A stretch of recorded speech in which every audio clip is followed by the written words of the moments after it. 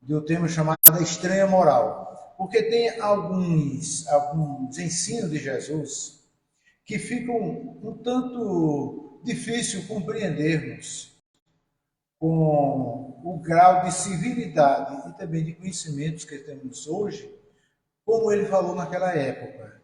E entender também como se trata a questão tanto da cultura judaica daquela época, como também a interpretação bíblica do que Jesus falava. Então, no São Mateus, no capítulo 19, e o versículo 29, ele diz o seguinte: aquele que houver deixado pelo meu nome sua casa e os seus irmãos, ou as suas irmãs, ou seu pai, ou a sua mãe, ou sua mulher, ou seus filhos, ou suas terras, receberá o cêntuplo de tudo isso e terá por herança a vida eterna. Dá a entender, ao pegarmos assim um trecho isolado, que Jesus estava ensinando que cada um devia abandonar tudo, abandonar a família, deixar tudo para poder seguir a ele. E muitos acreditam dessa maneira, muitos creram desta maneira, e sabemos que isso causa certa estranheza ao próprio ensino de Jesus, ou aos ensinos, aos ensinamentos e à doutrina que Jesus trouxe. Como é que ele diz uma coisa dessa? Quando pega-se aqui um texto isolado. Mas vamos pegar aqui a Bíblia e vamos ver no contexto do que Jesus estava falando. Né? Então vamos começar a entender melhor. Capítulo 19 e o versículo 29. Só que nós vamos fazer o seguinte, nós vamos começar um pouco antes. Antes, nesse contexto aqui, Jesus teve um encontro com um chamado jovem rico. Foi aquele jovem que chegou e disse para Jesus: o que é que eu devo fazer para alcançar a vida eterna? Aí Jesus disse: tu vem, né, observa os mandamentos. Ele disse: eu tenho feito isso desde menino. Ele disse: então vende tudo o que tem e segue. E ele afastou-se entristecido, porque tinha muitos bens. Eu só estou aqui só resumindo para vermos qual foi o contexto em que Jesus falou isso. Então, quando terminou, e esse jovem se foi triste, né? Porque possuía muitos bens, aí tem aqui um subtítulo, diz perigo das riquezas.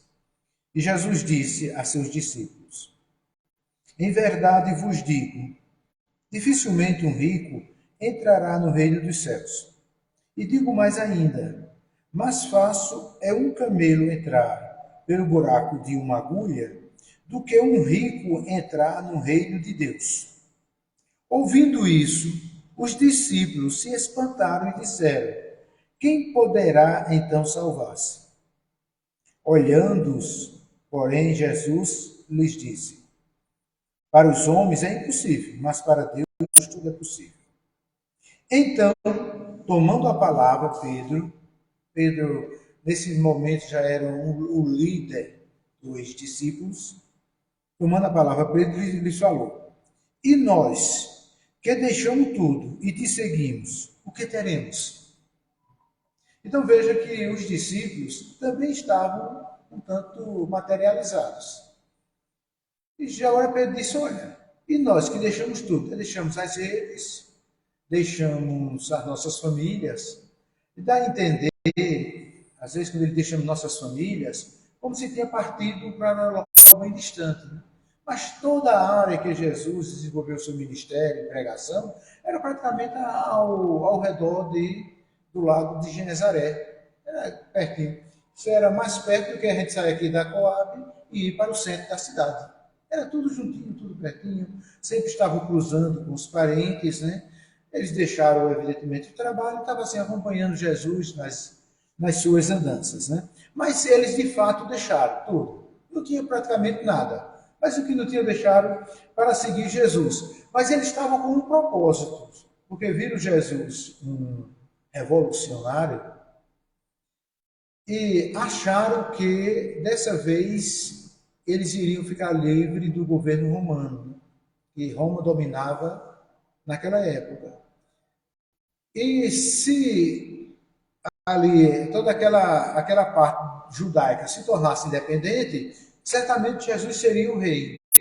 E Jesus sendo rei, inclusive foi por essa condenação que ele foi crucificado, né? Jesus Cristo, rei dos judeus, ele sendo rei, ele ia precisar dos seus comandados diretos, né?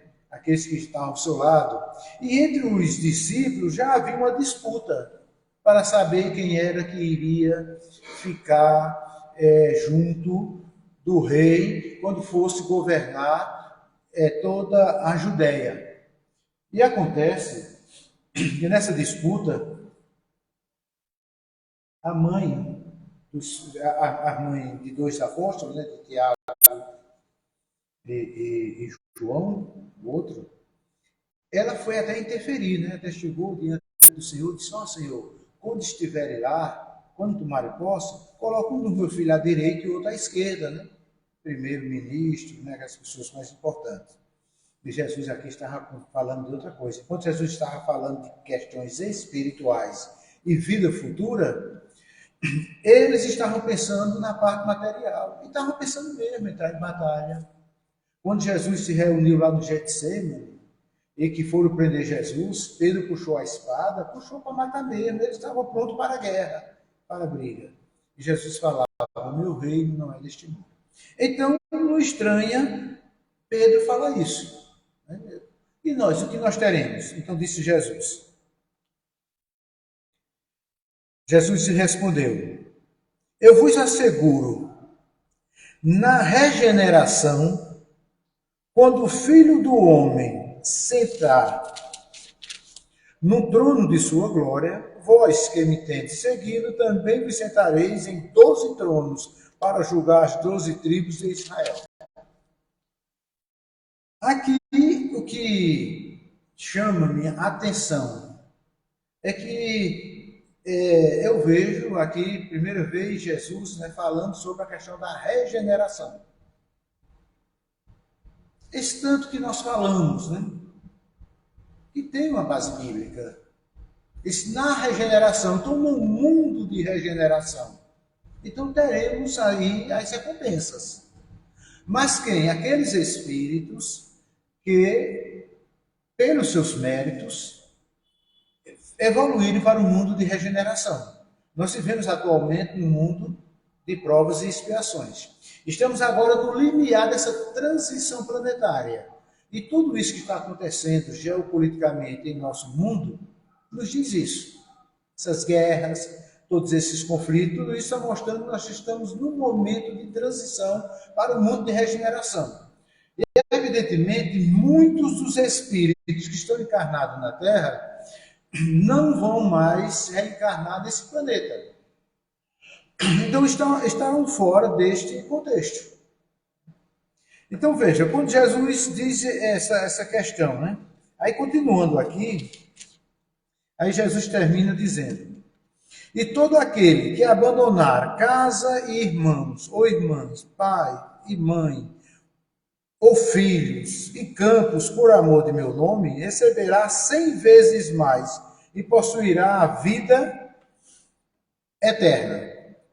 Muitos dos primeiros serão os últimos, e muitos dos últimos serão os primeiros. Mostrando que nessa questão, uns pode chegar depois e outros podem chegar primeiro. Não tem essa ordem, vai depender do espírito que evoluir mais. Mas vamos aqui analisar um ponto.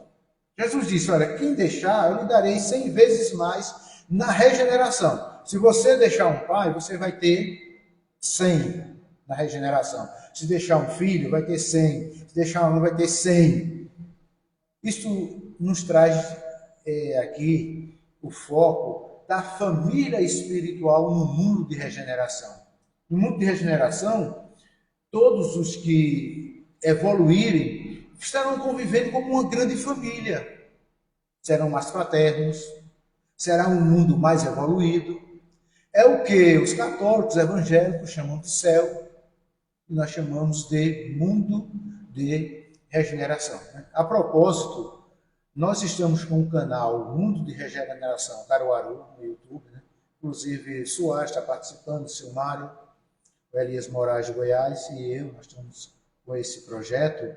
Vocês podem se inscrever, que lá tem mensagem muito boa, está sendo estudado o livro Caminho, Verdade e Vida, o último livro, né, da série Interpretação do Novo Testamento, as Cartas Universais do Apocalipse, o Evangelho de Mateus, que eu estou com ele, quem está com esse último é Soares, e o livro A Gênesis, vai ter outros temas e outros colaboradores. Aí vocês, por favor, vocês entram aí no YouTube, aí pesquisa lá Mundo de Regeneração Caruaru e se inscrevam. Tem muitas mensagens, pequenas mensagens, e que é muito bom para a nossa compreensão. Então, muito bem. Então, vocês vejam aqui em primeiro plano que Jesus estava falando de uma questão para uma vida futura. Seriam recompensas numa vida futura. E essas recompensas ele já colocava em todos os seus ensinos. Lá no Sermão do Monte, quando ele disse, os mansos herdarão a terra. Quer dizer, essa terra regenerada. Então, aqueles espíritos pacíficos, espíritos que buscam o perdão, que buscam a harmonização, que buscam o aperfeiçoamento espiritual, herdarão a terra. Mas a terra renovada, a terra regenerada. E Jesus aqui falava de algo espiritual, algo mais profundo, algo mais evoluído, né? Algo que nos preenche. E nós estamos nesse momento de fazer essa escolha. E Jesus estava falando ali para os seus discípulos, mas não diz Emmanuel, nós vamos ver aqui, que até hoje muitas pessoas não entendem. Muitas pessoas não sabem. Ainda não entenderam essas palavras de Jesus. Por que muitos não entendem essas palavras de Jesus? Porque a própria igreja medieval, a igreja constantiniana, eu chamo de igreja constantiniana, o cristianismo, que é a partir do segundo século, ele entrou numa simbiose com o governo romano, e a igreja constantiniana, né, o cristianismo constantiniano, é o que dominou aqui no Ocidente. E os padres passaram a não se casar, o celibato, justamente baseado nisso. Tem que deixar tudo. Só que os líderes da igreja, né, que na realidade eles estavam mais ligados ao Império Romano, eles aproveitaram isso aqui de uma maneira distorcida para que a igreja não repartisse riquezas com ninguém pegasse as riquezas. Então era comum, quando uma pessoa ia a uma ordem, a um mosteiro, iria seguir uma vida reclusa, já entregava todos os bens para a igreja. Deixava família, né? A família era comum, deixava os filhos. Né? Então veja que é uma interpretação completamente distorcida da realidade. O Evangelho aqui nos diz o seguinte, né? Só alguns trechos. Né? Os interesses da vida futura prevalecem sobre todos os interesses e todas as considerações humanas. E Jesus sempre falava nisso, na vida futura. Jesus tantas vezes falou, buscai em primeiro lugar o reino de Deus e a sua justiça, e as outras coisas virão por acréscimo. Porque o desligamento da família consanguínea é natural para a evolução do espírito. É uma questão natural. Eu tenho meus filhos, eles ficam ali juntos, aí vão crescendo, vão estudando, vão seguindo suas profissões e vão seguindo rumo na vida. É isso? Vão saindo, vão se casando, e é natural que haja essa separação para a própria evolução. Para a própria evolução. Porque tem que se ganhar o mundo. Né? Tem que se ganhar o mundo. Vocês já imaginassem se todas as famílias ficassem dentro da mesma casa e não saíssem? Seria uma questão um tanto ilógica. E só sabendo ainda de um detalhe.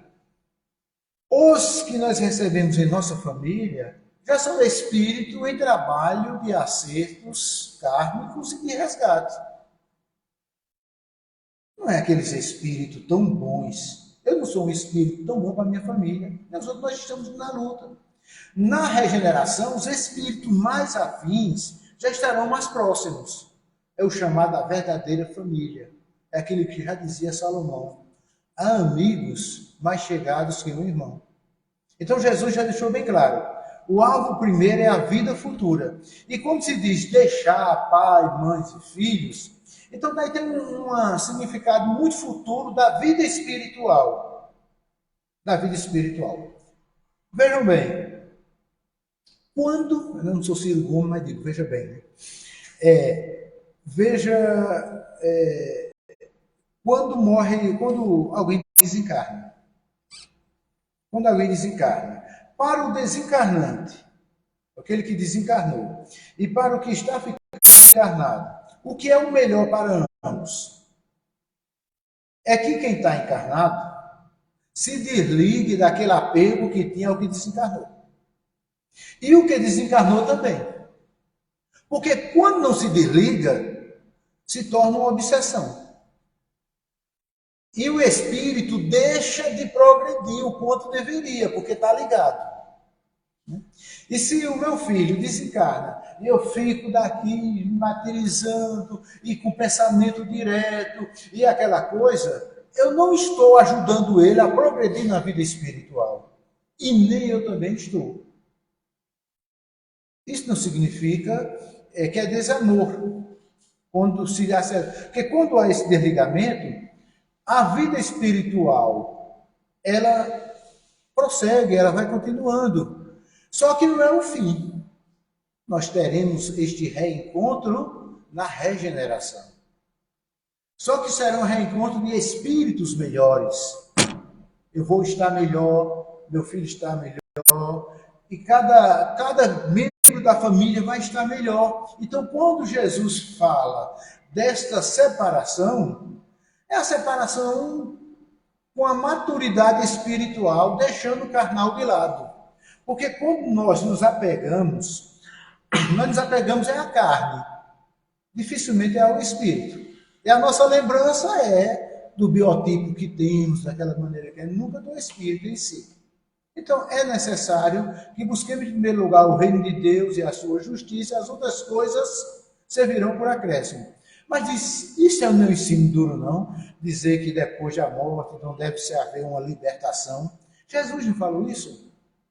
Deixe que os mortos enterrem os seus mortos. Porque tem pessoas que têm um enlutado na família, mas nunca deixam de enterrá-lo, porque todo dia está lembrando, todo dia está se maneirizando, está sempre pensando lá no cemitério, e está direto levando flores, quer dizer que falta concluir o enterro, está enterrado dentro de si, e aquele espírito está tendo dificuldade para se desligar, porque está sendo, através dos pensamentos, convocado todas as horas. Então, esse ensino de Jesus, ele vai mais além do que está aqui. Ele está falando da regeneração. E nós lemos aqui, versículo 9, que fala claramente na regeneração. Essa palavra regeneração só acontece 2 vezes na Bíblia. Uma é em São Mateus 19, 29, que fala de regeneração. Algumas traduções falam renovação, e outros falam renovado. O sentido direto, como está nessa tradução dessa Bíblia aqui, que eu peguei aqui, é regeneração. E em Tito, capítulo 3, versículo 5, também fala de regeneração. Só aparece aí. E é nesse sentido da renovação do espírito. Do desenrolar do espírito. E continuando nos espíritos, diz, é que, então, há deveres que sobrelevam outros deveres. Nós temos os deveres com os nossos parentes consanguíneos. Nós temos deveres com as pessoas que convivemos. Mas são deveres transitórios. Principalmente quando está muito ligado à questão consanguínea, que é a questão da carne. E Jesus disse isso para Nicodemos. Nicodemos, que é nascido da carne, é carne. Mas o que é nascido do Espírito é Espírito. Não te maravilha eu te dizer, é necessário vos é nascer de novo. Então é necessário que esses espíritos todos desencarnem e vá se purificando para se encontrarem na regeneração, no mundo regenerado, no mundo mais feliz, no mundo que se entenderão melhor. O afastamento não diminui o respeito, nem a solicitude do filho para com os pais, nem da ternura deste para com aqueles. Desafastamento não. Eu tenho 2 filhos que moram muito longe, moram na Europa.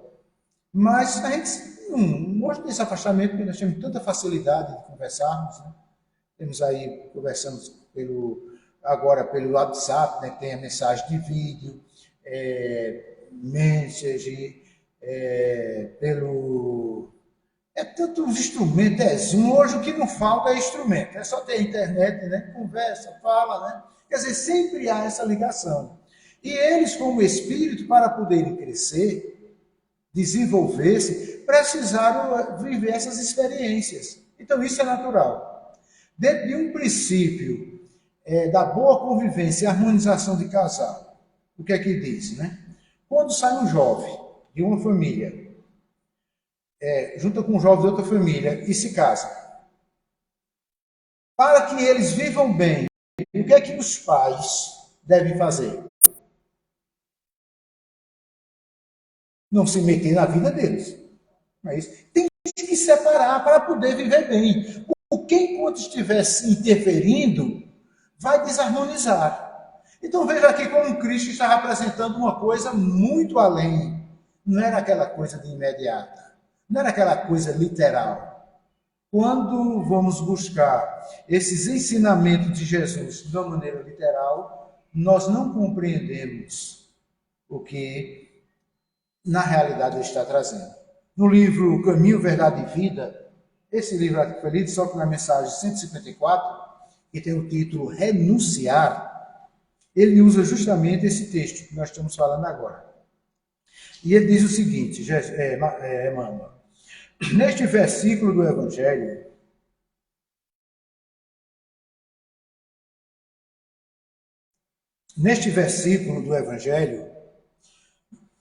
o Mestre Divino nos induz ao dever de renunciar aos bens do mundo para alcançar a vida eterna.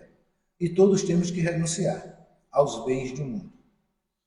E muitos têm os filhos, cônjuges, como se fosse um bem, como se fosse um objeto. Inclusive, a velha até manipula como se fosse um objeto, né? Manda como se fosse um objeto, como se tivesse um serviço. É isso? Então, quando se tem essa relação, né, a pessoa realmente, né? E também os bens do mundo. Tem que se renunciar. O que é renunciar? Aí a igreja da Idade Média, como nos reportamos já que ela dizia, não, você já tem que entregar tudo. Não, renunciar a isso é você conseguir se desligar. Porque quando a pessoa desencarna, se ficar ligada aos bens que ficou, vai estar ligado, não vai evoluir. E Jesus ensinou isso. Ele disse, olha, onde estiver o seu tesouro, estará o vosso coração. Então tem que saber que isso vai deixar. E às vezes é difícil, não é fácil. Não é isso? Veja, por exemplo, vou dar um exemplo aqui, nosso querido amigo Sebastião. Aí Sebastião lutando, trabalhando muito, né? Juntando dinheiro, não é gastador. Ninguém nunca viu Sebastião gastando, não é isso? Então diz assim, deve ter muito dinheiro junto. Antigamente se colocava na botija. Onde é que Sebastião está com a botija, botando as moedas de ouro? Né? Hoje está no banco. Então ele juntou, não gastou, está juntando. Aí de repente desencarna. Aí ele está, meu dinheiro que ficou, meu dinheiro. Aí o que fica, vai ficar, o espírito vai estar ligado onde está o tesouro. É por esse motivo que, naqueles tempos antigos, quando existia esse negócio de botija, e existia, porque não se tinha banco para as pessoas depositar dinheiro, juntava as moedas de ouro e de prata, que tinha mais valor, a pessoa colocava dentro de uma panela de barro e escondia. Escondia dos outros, para não ser roubado, né? Escondia, geralmente dentro dos matos, isso acontece muito de vez em quando tem trator por aí, na zona da mata principalmente, passando, de repente, ó, estourou uma botija. A coisa mais sem valor. Só que aquele espírito, como estava ligado naqueles bens material, ele fica ali, não se liberta. Aí as pessoas dizem, não, mas quando encontrei a botija, ali é um local assombrado. É porque aquele espírito está ligado ali e ele faz de tudo para ninguém se aproximar. E se as pessoas que se aproximam, ou que estiver ali perto, tiver algum grau de mediunidade, é claro que vai sentir. Porque ele está ali atuando. Aí veja como as coisas vão se. Então, para se haver a libertação espiritual, tem que se haver o desligamento de tudo aquilo que é material. Na máxima de Jesus, Nicodemos, o que é nascido da carne é carne. E o que é nascido de espírito é espírito.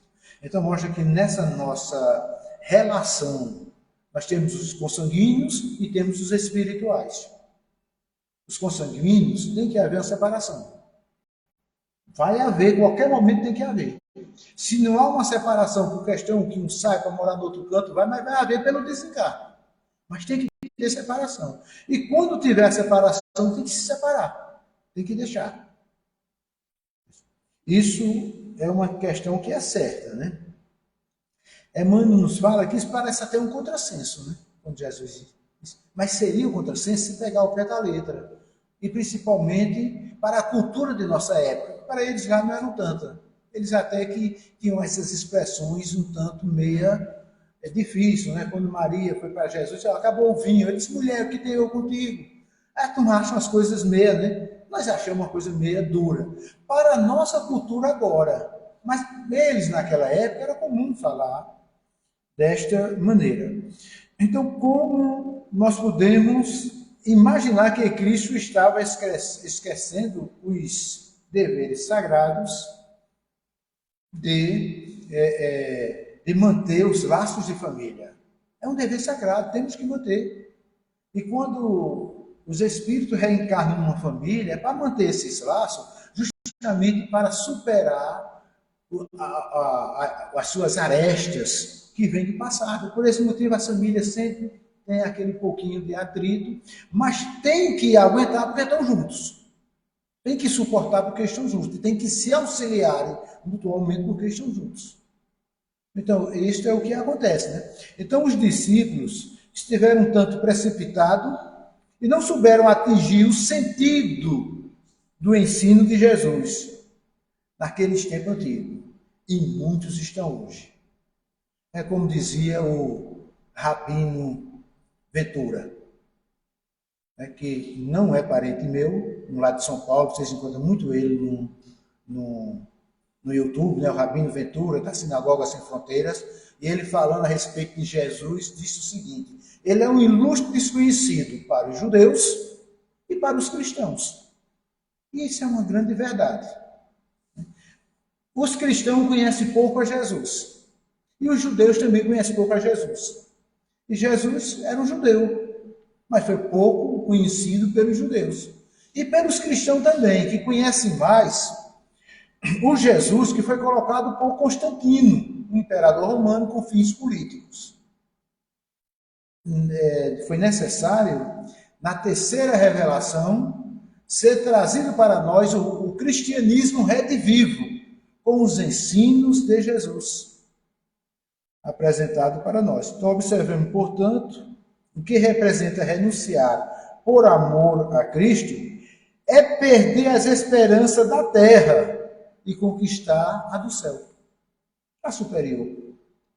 Então é isto, é perder a esperança porque é da terra. E nós temos que perder, porque do material não se leva absolutamente nada, não é não, Sebastião? Ele já está preocupado lá com a botija. Não se leva nada. Então a gente tem que perder a preocupação com o que é da terra. Né? A pessoa vem faz de tudo para manter, segurar, e segura, mas vai ter que deixar. Vai ter que deixar. Então, detalhe, enquanto mais é apegado, enquanto mais junta, mais sofre. Mais sofre, mas vai ter que deixar. Vai ter que deixar. Mas quando isso há de uma maneira natural, aí o espírito está livre, né? O espírito está agora melhor conduzido e vai receber muito mais, né? No sentido espiritual, né? Então, Emmanuel conclui dizendo aqui que esses parentes, às vezes, nós achamos difíceis. As pessoas tão difíceis, na realidade, são nossos auxiliadores, de alguma maneira, e nós a eles. Nós já pensamos que somos os outros que são difíceis. Nós também somos difíceis. Porque, evidentemente, nós só vemos mais nesse lado com os outros, né? Então, Pedro aqui, quando fala como esse porta-voz, não é isso? Dos 12, então ele vai e pergunta isso, mas Senhor, e nós que deixamos tudo? O que é que vamos levar? Então Jesus fez justamente essa aplicação. Na regeneração, cada um de vocês vão ter 100 vezes mais, porque teremos um mundo mais fraterno, né? A palavra regeneração, o renovamento, recriação, né? Também pode significar um novo nascimento. Então, como vos falei, só está dentro desses dois versículos. Mateus 19, 29 e Tito 1,3. Então tem uma importância fundamental poder buscar essa compreensão do que Jesus está falando, né? É evidente que o homem se tornará mais espiritual, o que incluirá uma autêntica transformação metafísica de sua personalidade. Então, os espíritos que vão reencarnar no mundo de regeneração serão muito diferentes, no sentido de lidar com o próximo, no sentido de desfrutar da alegria de viver com os próximos, né? Então, nos diz mais, né, que ali impera um amor superior ao afeto do que existe só pelo parentesco consanguíneo. O amor é mais profundo. É semelhante àquele que está lá no livro Renúncia.